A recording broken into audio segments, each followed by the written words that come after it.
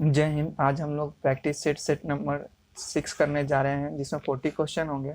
मैं आपको इससे पहले 5 और सेट करवा दूँ। मेरे चैनल पर आप जाकर देख सकते हैं, अगर मेरे चैनल पर नए हो तो।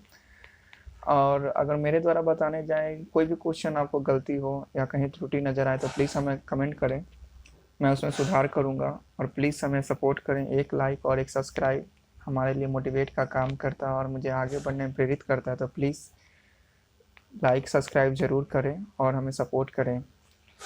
और मैंने इससे पहले चैप्टर वाइज मैंने प्रीवियस ईयर क्वेश्चन करवाया है, जो मेरे चैनल पर प्लेलिस्ट बना हो, आप जाकर देख सकते हैं। और दोस्तों में ज़रूर शेयर करें जो इलेक्ट्रीशियन टेट की तैयारी करते हैं, अभी पढ़ रहे हैं, उन्हें पता चलेगा किस टाइप का क्वेश्चन आता है और नहीं आता है। उन्हें ज़रूर शेयर करें। और मैं इसमें अपने चैनल पर 2 तरह का वीडियो डालता हूँ। एक तो मेरे सिंपल लाइफ स्टाइल का वीडियो होता है और मैं एजुकेशन पर्पज़ से वीडियो डालता हूँ। आई होप आपको अच्छा लगता हो। तो आज का पहला क्वेश्चन है सेट नंबर 6 का। इनमें से कौन सा अग्नि शामक चालक बिजली आग के लिए अनुकूल है? हेलोन, पानी, झाग, द्रवीकृत रसायन। आंसर देने की कोशिश कीजिए, देखिए इसका क्या आंसर हो सकता है। आपसे क्वेश्चन पूछा गया इनमें से कौन सा अग्निशामक चालक बिजली आग के लिए अनुकूल है? तो अनुकूल होता है हेलोन टाइप का। हम लोग जो अग्निशामक होता है, बिजली की आग लगे हो तो उसे हम लोग यूज करते हैं। Option number A is the correct answer है। नेक्स्ट क्वेश्चन देखते हैं। नेक्स्ट क्वेश्चन है आपका, यदि तेल, पेट्रोल या विद्युत दोष की वजह से आग लगी हो तो प्रयोग किए जाने वाले अग्निशामक होगा सोडा एसिड टाइप का, फोम टाइप का, सीटीएस होता है, कार्बन डाइऑक्साइड होता है। आंसर देने की कोशिश कीजिए, देखिए इसका क्या आंसर हो सकता है। आप ये देखिए तीनों हो गया, क्या तेल हो गया, पेट्रोल है या विद्युत है, इनमें से 2 अगर हो तो आप किस टाइप का यूज कर सकते हैं आग बुझाने के लिए? सोडा एसिड का, फोम टाइप का, सीटीएस और कार्बन डाइऑक्साइड का। अगर तेल, पेट्रोल या विद्युत दोष की वजह से आग लगी हो तो आप सीटीसी का यूज करते हैं। Option number C is the correct answer है, याद रखिएगा। नेक्स्ट क्वेश्चन देखते हैं। नेक्स्ट क्वेश्चन है आपका, ये बी टेस्ट ऑन ब्रिज से क्वेश्चन है, इसे आप आसानी से बना सकते हैं। बस मैं आपको बता, अगर आप पहले कभी बनाए हो तो इसे बनाइए। तो इसे बनाने के लिए जस्ट आप इसे इस तरह से लिख सकते हैं। इसे आप पी मान लें, इसे क्यू मान लें। पी क्यू हो गया, ये आर हो, एस मान लीजिए। जस्ट आप इसे पी बाई क्यू बराबर आर वाई एस के फॉर्म में लिख सकते हैं।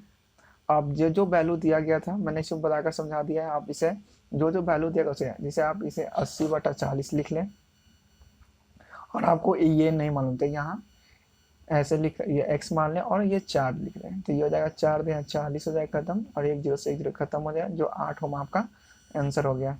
Option number D is the correct answer है। नेक्स्ट क्वेश्चन देखते हैं। आप इस तरह से इसे बना सकते हैं, कभी भी आपको इस टाइप का क्वेश्चन आए तो आप इस तरह से बनाइएगा। नेक्स्ट क्वेश्चन है आपका, परिपथ में विद्युत शक्ति को डैश के रूप में व्यक्त किया जा सकता है? वोल्टता को धारा के गुना करके, वोल्टता के वर्ग को प्रतिरोध से विभाजित करके, धारा के वर्ग के प्रतिरोध से गुना करके, ये सभी। आंसर देने की कोशिश कीजिए, देखिए इसका क्या आंसर हो सकता है। आपसे क्वेश्चन पूछा गया परिपथ में विद्युत शक्ति को डैश के रूप में व्यक्त किया जा सकता है, तो इसे व्यक्त करने के लिए ये तीनों विधियां उपयुक्त सभी। इसका आंसर हो गया, जो वोल्टेज को धारा से गुना करके, वोल्टेज के वर्ग को प्रतिरोध से विभाजित करके, धारा के वर्ग के प्रतिरोध से गुना करके, ये सभी इसका आंसर है। Option D is the correct answer है। नेक्स्ट क्वेश्चन देखते हैं। नेक्स्ट क्वेश्चन है आपका, एक कैंडेला पावर किसके समतुल्य होता है? 0.0101 वाट, 0.0202 वाट, 0.0201 वाट, 0.0102 वाट। आंसर देने की कोशिश कीजिए, देखिए इसका क्या आंसर हो सकता है। आपसे क्वेश्चन पूछा गया एक कैंडला वाट किसके समतुल्य होता है? एक कैंडला वाट जो होता है 0.0201 वाट के बराबर होता है। Option number C is the correct answer है। नेक्स्ट क्वेश्चन देखते हैं। नेक्स्ट क्वेश्चन है आपका, आर्क लैंप की दक्षता होती है 10 ल्यूमिनस पर वाट, 20 ल्यूमिनस पर वाट, 30 ल्यूमिनस पर वाट और 40 ल्यूमिनस पर वाट। आंसर देने की कोशिश कीजिए, देखिए इसका क्या आंसर हो सकता है। तो आर्क लैंप की जो दक्षता होती है वो 20 ल्यूमिनस पर वाट होती है। Option number B is the correct answer है। अब मैं बता दूं, आर्क लैंप का हम लोग सिनेमा घरों में यूज करते हैं, जो प्रोजेक्टर पर आप देखते हैं, जो वो सिनेमा घरों में आर्क लैंप का यूज होता है। नेक्स्ट क्वेश्चन देखते हैं। नेक्स्ट क्वेश्चन है आपका, इलेक्ट्रोलाइट लाइट का अपेक्षित घनत्व क्या होगा जब बैटरी डिस्चार्ज हो? 1.25, 1.14, 2.25, 0.95। आंसर देने की कोशिश कीजिए, देखिए इसका क्या आंसर हो सकता है। तो इलेक्ट्रोलाइट का जब अपेक्षित घनत्व जब क्या होता है जब बैटरी डिस्चार्ज होता है। जब भी आपसे क्वेश्चन पूछा है कि इलेक्ट्रोलाइट का जब अपेक्षित घनत्व क्या हो जब बैटरी डिस्चार्ज हो, तो याद रखिएगा 1.14 होता है। मैंने एक और इसका क्वेश्चन दिया, जब बैटरी चार्ज होती है तो उसका घनत्व कितना होता है, ये नेक्स्ट क्वेश्चन होगा आपका। नेक्स्ट क्वेश्चन है आपका, नेक्स्ट क्वेश्चन है इलेक्ट्रोलाइट का अपेक्षित घनत्व कितना होगा अगर बैटरी पूर्ण चार्ज हो जाए। तो आपके सामने 4 ऑप्शन है, पढ़िए। मैंने आपको पहले बताया जब बैटरी डिस्चार्ज होता है तो 1.14 इसका होता है, जो ऊपर वाले क्वेश्चन में था। आप देख, एक बार मैं फिर से दिखा दूं। और ये नेक्स्ट क्वेश्चन, जब बैटरी चार्ज हो जाए, वहाँ डिस्चार्ज था, यहाँ चार्ज है। आंसर देने की कोशिश कीजिए, आंसर देने की कोशिश कीजिए। तो इलेक्ट्रोलाइट का अपेक्षित घनत्व कितना होगा अगर बैटरी पूर्ण चार्ज हो? तो पूर्ण चार्ज होने की स्थिति में बैटरी का होता है 1.285। Option number A is the correct answer है। नेक्स्ट क्वेश्चन देखते हैं। नेक्स्ट क्वेश्चन है आपका, दो प्रत्यावर्तित परिणाम डैश विधि से जोड़े जाते हैं, बीजगणितीय, आरेखीय, सदिशीय और ज्यामितीय। आंसर देने की कोशिश कीजिए, देखिए इसका क्या आंसर हो सकता है। तो दो परिवर्तित परिणाम जब जोड़े जाते हैं वो सदिशीय योग के जोड़ होते हैं। Option number C is the correct answer है। नेक्स्ट क्वेश्चन देखते हैं। नेक्स्ट क्वेश्चन है आपका, लाइन वोल्टेज का अर्थ है कि दो फेजों के बीच उपलब्ध वोल्टेज, ग्राउंड और न्यूट्रल के बीच उपलब्ध वोल्टेज, फेज और न्यूट्रल के बीच उपलब्ध वोल्टेज, तीन फेजों के बीच उपलब्ध वोल्टेज। आंसर देने की कोशिश कीजिए, देखिए इसका क्या आंसर हो सकता है। तो लाइन वोल्टेज का अर्थ होता है कि दो फेजों के बीच उपलब्ध voltage. Option number A is the correct answer है। लाइन वोल्टेज का अर्थ होता है कि दो फेजों के बीच उपलब्ध voltage. Option number A is the correct answer है। नेक्स्ट क्वेश्चन देखते हैं।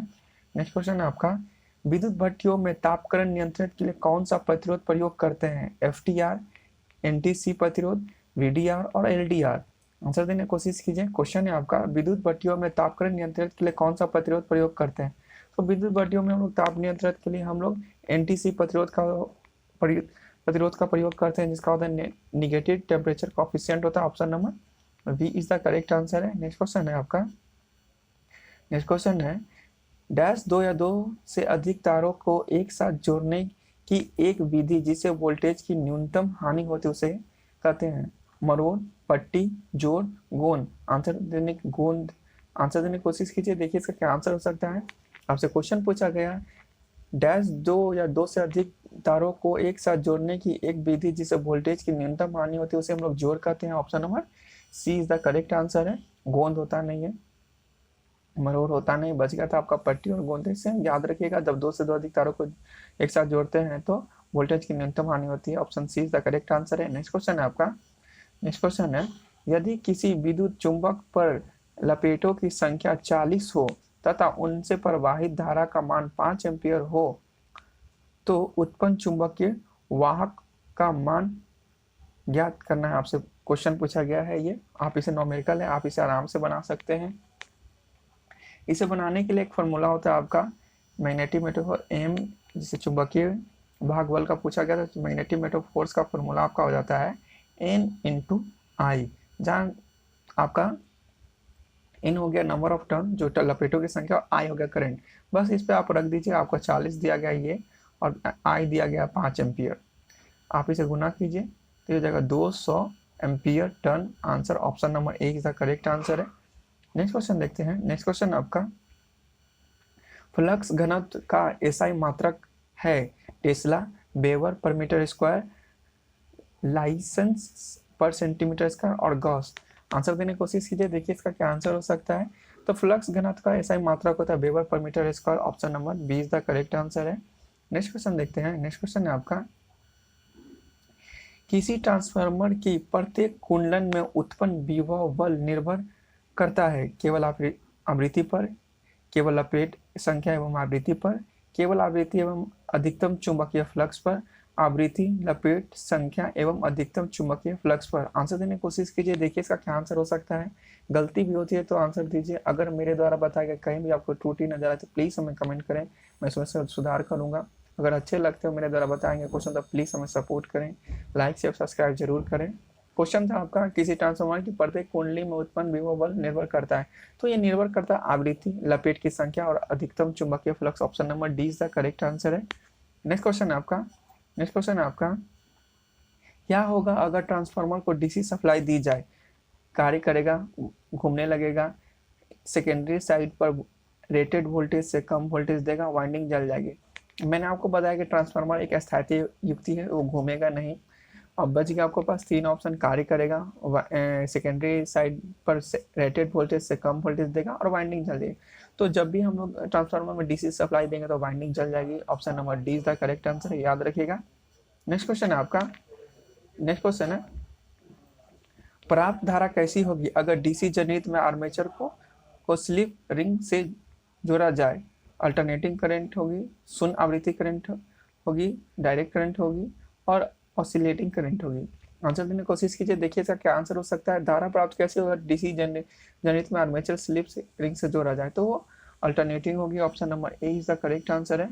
नेक्स्ट क्वेश्चन है आपका, नेक्स्ट क्वेश्चन है आपका, सीरीज जनरेटर आमतौर पर उपयोग नहीं किए जाते हैं क्योंकि उनके टर्मिनल वोल्टेज विद्युत भार में परिवर्तन के साथ नहीं बदलता, अत्यधिक होता है, विद्युत भार में परिवर्तन के साथ बदल जाता है, अत्यंत कम होता है। आंसर देने की कोशिश कीजिए, देखिए इसका क्या आंसर हो सकता है। तो सीरीज जनरेटर आमतौर पर उपयोग नहीं किए जाते हैं क्योंकि उसके टर्मिनल वोल्टेज जो होते हैं विद्युत भार में परिवर्तन के साथ बदल जाता है। Option number C is the correct answer है। नेक्स्ट क्वेश्चन है आपका, नेक्स्ट क्वेश्चन है, डीसी शंट मोटर में चाल होती है, आर्मेचर धारा पर अनाश्रित होती है, आर्मेचर धारा के समानुपाती होती है, आर्मेचर धारा के वर्ग के समानुपाती होती है, आर्मेचर धारा के उत्क्रमणुपाती होती है। आंसर देने की कोशिश कीजिए, देखिए इसका क्या आंसर हो सकता है। तो डीसी शंट मोटर में जो चाल होती है आर्मेचर धारा पर अनाश्रित होती है। Option number A is the correct answer है। नेक्स्ट क्वेश्चन है आपका, नेक्स्ट क्वेश्चन है, ये सूत्र है आपका, ये भी क्वेश्चन पूछा गया है प्रीवियस में कि इस सूत्र द्वारा डीसी मोटर की दक्षता ज्ञात की जाती है। यांत्रिक दक्षता बराबर होता है आउटपुट यांत्रिक शक्ति बटा उत्पन्न यांत्रिक शक्ति गुना 100। यांत्रिक दक्षता उत्पन्न यांत्रिक शक्ति बटा आउटपुट वैद्युत शक्ति गुना 100। यांत्रिक दक्षता रहता है इनपुट शक्ति यांत्रिक शक्ति बटा वैद्युत शक्ति गुना 100। उपयुक्त सभी। आंसर देने की कोशिश कीजिए, देखिए इसका क्या आंसर हो सकता है। किसी सूत्र द्वारा हम लोग मोटर की दक्षता ज्ञात करते हैं, तो उसकी दक्षता ज्ञात करने के लिए हम यांत्रिक दक्षता बराबर होता है आउटपुट यांत्रिक शक्ति बटा उत्पन्न यांत्रिक शक्ति गुना 100। Option number A is the correct answer है। नेक्स्ट क्वेश्चन देखते हैं, नेक्स्ट क्वेश्चन है आपका, नेक्स्ट क्वेश्चन है आपका, नेक्स्ट क्वेश्चन है आपका, निम्नलिखित किन तत्वों पर अल्टरनेटर का पावर फैक्टर निर्भर करता है? प्राइम मूवर के इनपुट पर, उसकी प्राइम मूवर की गति पर, रोटर की घूर्णन गति पर, आउटपुट में संयोजित लोड पर। आंसर देने की कोशिश कीजिए, देखिए इसका क्या आंसर हो सकता है। तो किन तत्वों पर अल्टरनेटर का पावर फैक्टर निर्भर करता है? उसका पावर फैक्टर निकलता है आउटपुट में संयोजित लोड पर। Option number D is the correct answer है। नेक्स्ट क्वेश्चन देखते हैं, नेक्स्ट क्वेश्चन है आपका, नेक्स्ट क्वेश्चन है आपका, निम्नलिखित किस कारण से अल्टरनेटर में रोटेटिंग फील्ड प्रयोग होता है? केवल 2 स्लिप रिंग की आवश्यकता होती है, आर्मेचर पर स्लाइडिंग युक्त नहीं होने के कारण स्पार्किंग नहीं होता और मशीन की दक्षता बढ़ जाती है, स्टेटर में अधिक चालक स्थापित किए जा सकते हैं तथा आर्मेचर वाइंडिंग टूटने से खतरा नहीं रहता। उपयुक्त सभी। आंसर देने की कोशिश कीजिए, देखिए इसका क्या आंसर है। आपसे क्वेश्चन पूछा किस कारण से अल्टरनेटर में रोटेटिंग फील्ड प्रयोग किया जाता है, तो ये सभी कारण से हम लोग रोटेटिंग फील्ड का यूज करते हैं जिसमें 2 स्लिप रिंग की आवश्यकता होती है, आर्मेचर पर स्लाइडिंग युक्ति नहीं होने के कारण स्पार्किंग नहीं होती है और मशीन की दक्षता बढ़ जाती है, स्टेटर में अधिक चालक स्थापित किए जा सकते हैं तथा आर्मेचर वाइंडिंग टूटने का खतरा नहीं रहता। उपयुक्त सभी इसका आंसर है। नेक्स्ट क्वेश्चन देखते हैं, नेक्स्ट क्वेश्चन है आपका, नेक्स्ट क्वेश्चन है आपका, शेडेड पोल मोटर में शैडिंग कॉइल के द्वारा कितने भाग पोल का ढका होता है? तो वो ढका होता है डायरेक्ट, इसे याद रखिएगा। शेडेड पोल का जो शेडिंग कॉइल होता है वो पोल जो होता है वो 1/3 गुना ढका रहता है। Option number A is the correct answer है। नेक्स्ट क्वेश्चन है आपका, नेक्स्ट क्वेश्चन है, कितने मान का कैपेसिटर छत के पंखे में प्रयुक्त होता है? 25 माइक्रोफैराड, 15 माइक्रोफैराड, 8 माइक्रोफैराड और 2 माइक्रोफैराड। आपने जब भी कभी घरों में पंखे का कैपेसिटर चेंज किया होगा तो अगर बाजार में खरीदने जाते होंगे तो आपको बाजार में या तो आप 2.5 लाते होंगे या 3 लेकिन 3.5 कैपेसिटर होता है कॉइल को जला देगी, इसलिए हम लोग घरों में पंखे में लगाने के लिए हम 2 माइक्रोफैराड का लाते हैं कैपेसिटर, जिसमें आपको वहाँ 2 माइक्रोफैराड पर ±5% लिखा रहता है। तो option number D is the correct answer है। नेक्स्ट क्वेश्चन देखते हैं, नेक्स्ट क्वेश्चन है आपका, किस कारण से थ्री फेज प्रेरण मोटर में रोटर चालकों में धारा उत्पन्न होती है? अलग से AC supply, DC supply, induction प्रभाव और स्पंदित डीसी सप्लाई। तो किस कारण से थ्री फेज प्रेरण मोटर रोटर चालकों में धारा उत्पन्न होती है? आंसर देने की कोशिश कीजिए, देखिए इसका क्या आंसर हो सकता है। तो इसका आंसर होगा इंडक्शन प्रभाव के से हम लोग प्रेरण मोटर के चालकों में धारा उत्पन्न करते हैं। Option number C is the correct answer है। नेक्स्ट क्वेश्चन देखते हैं। नेक्स्ट क्वेश्चन है आपका नेक्स्ट क्वेश्चन है आपका नेक्स्ट क्वेश्चन है आपका ये नेक्स्ट क्वेश्चन था आपका, हाँ ये आपका नेक्स्ट क्वेश्चन 26 नंबर ये क्वेश्चन है। एक थ्री फेज 4 पोल इंडक्शन मोटर 440 वोल्ट 50 सी पर सेकंड सप्लाई पर प्रचलित होती है। यदि मोटर की वास्तविक गति से 1440 आरपीएम है तो स्लिप का मान पूछा जा रहा है कितना % होगा। तो इसे बनाने के लिए आप इसे इस तरह से बना सकते हैं। पहले तो आपको 4 पोल और ये 50 है जो दिया गया, उस पर आप पहले मोटर का इस बात गति निकाल लें। तो NS बराबर हो जाता है आपका, तो इसे निकालने के लिए 120 गुने F जो फ्रीक्वेंसी 50 हो गया आपका, ये हर्ट्ज दिया गया और 4 पोल दिया गया है। ये 4 पोल देते हैं, आप डायरेक्ट काटिएगा तो 4 तिहाई 12 हो जाएगा, ये 30। अब इसे गुना कीजिएगा तो आपका हो जाएगा 1500 आरपीएम हो जाएगा, ये निकल गया आपको। अब देखिए यहाँ इसका मूल जो मान था इतना, लेकिन वास्तविक गति था कितना 1440। तब इसे घटाइएगा तो ये निकल कर आ जाएगा। तो NS निकालने के लिए, स्लिप का मान निकालने के लिए फॉर्मूला हो जाता है निकालने के लिए आ जाता है, जब आप इसे घटाइएगा इसमें से तो ये हो जाएगा 60/1500 गुना 100, क्योंकि प्रतिशत में निकालना है हमें, स्लिप का मान निकालने के लिए प्रतिशत में होता है। आप इसे काटिए 2 0 से 0 15 चौके 60, तो ये 4% आपका आंसर हो गया। Option number C is the correct answer. Next question देखते हैं।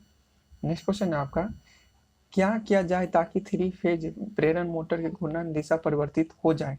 तीनों फेज संयोजकों को अंतर्विनियम किया जाए, रोटर को पलट दिया जाए, रोटर प्रतिरोध का प्रतिरोध बढ़ा दिया जाए, तीनों में से किन्हीं 2 फेजों का संयोजन अंतर्विनियम किया जाए।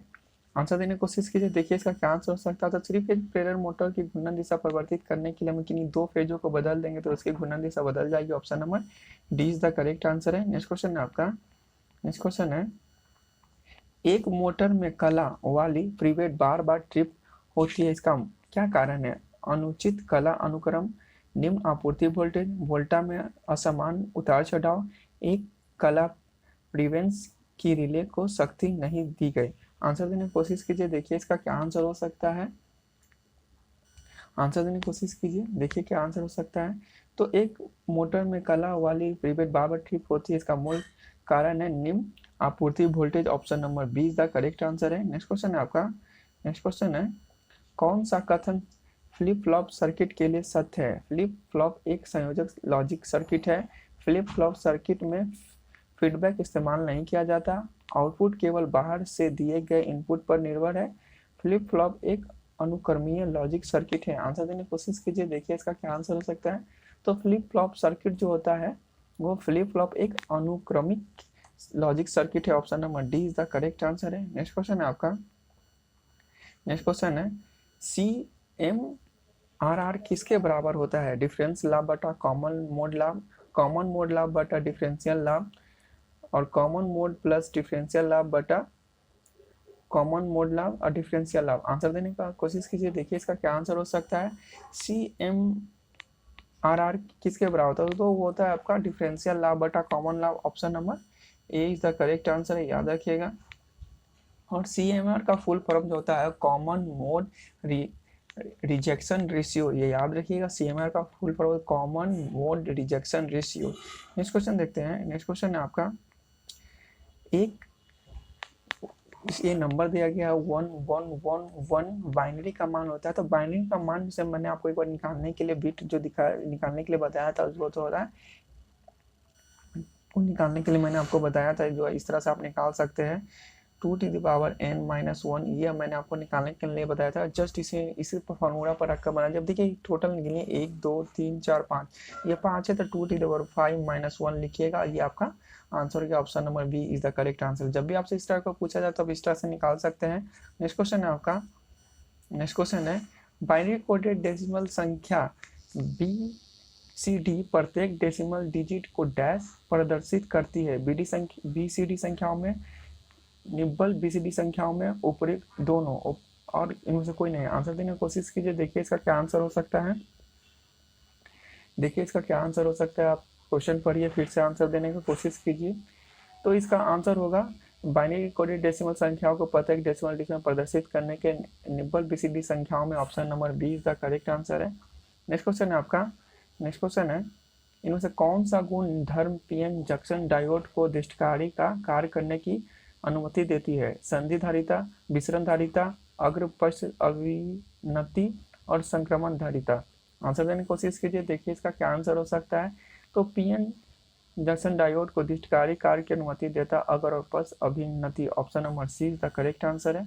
नेक्स्ट क्वेश्चन देखते हैं। नेक्स्ट क्वेश्चन है आपका, डायोड, ट्रांजिस्टर और एकीकृत परिपथ में चिप निम्नलिखित में किसके बनाए जाते हैं? आप जानते हैं डायोड जो होता है किसका बनाया जाता है, और ट्रांजिस्टर जो होता है सिलिकॉन, इस सब का बनता है। Option number D is the correct answer है। नेक्स्ट क्वेश्चन देखते हैं। नेक्स्ट क्वेश्चन है आपका, सिलिकॉन के क्रिस्टल की आकृति होती है घनाभाकार, सुई के आकार की, पिरामिडीय, इनमें से कोई नहीं। आंसर देने की कोशिश कीजिए, देखिए इसका क्या आंसर हो सकता है। तो सिलिकॉन के क्रिस्टल की आकृति होती है घनाभाकार। Option number A is the correct answer है। नेक्स्ट क्वेश्चन देखते हैं। नेक्स्ट क्वेश्चन है आपका, नेक्स्ट क्वेश्चन, एक एलईडी डैश अवस्था में प्रकाश उत्सर्जित करती है? अग्रवाइस में, पश्चवाइस में, वाइसिस में और अज्ञात में। आंसर देने की कोशिश कीजिए, देखिए इसका क्या आंसर हो सकता है। तो एक एलईडी जो होती है अग्रवाइसिस अवस्था में प्रकाश उत्सर्जित करती है। Option number A is the correct answer है। नेक्स्ट क्वेश्चन है आपका। नेक्स्ट क्वेश्चन है, उच्च वोल्टता डीसी संचरण में के मामले में कम से कम कितने चालकों की जरूरत होती है? तो क्वेश्चन आपसे पूछा गया उच्च वोल्टेज डीसी संचरण के मामले में कम से कम कितने चालकों की आवश्यकता होती है? तो एक चालक की आवश्यकता होती है, याद रखिएगा। नेक्स्ट क्वेश्चन देखते हैं। नेक्स्ट क्वेश्चन है आपका। नेक्स्ट क्वेश्चन है आपका, एक सेकंड दोस्तों, अगर अच्छा लगता है प्लीज़ हमें सपोर्ट करें। आपका नेक्स्ट क्वेश्चन अभी आ रहा है, ये ऊपर चला गया था। आगे आपका नेक्स्ट क्वेश्चन, क्रॉस आर्म का कार्य सहारा देना है किसे? रोधक का, चालक को, ट्रांसफार्मर को, भूतार को, उपयुक्त सभी। आंसर देने की कोशिश कीजिए, देखिए इसका क्या आंसर हो सकता है। तो क्रॉस आर्म का सहारा देना होता है रोधक पर चालकों को। Option number A is the correct answer है। नेक्स्ट क्वेश्चन है आपका। नेक्स्ट क्वेश्चन है, जब एक विद्युत आवरण को मेगर पर टेस्ट करते तो मेगर का पाठन अनंत होता है, यह सूचित करता है उसमें तंतु शॉर्ट सर्किट, आपूर्ति टर्मिनल शॉर्ट सर्किट, उसमें तंतु मुक्त परिपथ, ढीला टर्मिनल आबंधन। आंसर देने की कोशिश कीजिए, देखिए इसका क्या आंसर हो सकता है। जब एक विद्युत आवरण का मेगर अगर टेस्ट करते हैं तो मेगर का पाठन अनंत दिखाता है, तो उसका जो आपूर्ति टर्मिनल होगा वो शॉर्ट सर्किट होगा। Option number B is the correct answer है। नेक्स्ट क्वेश्चन है आपका।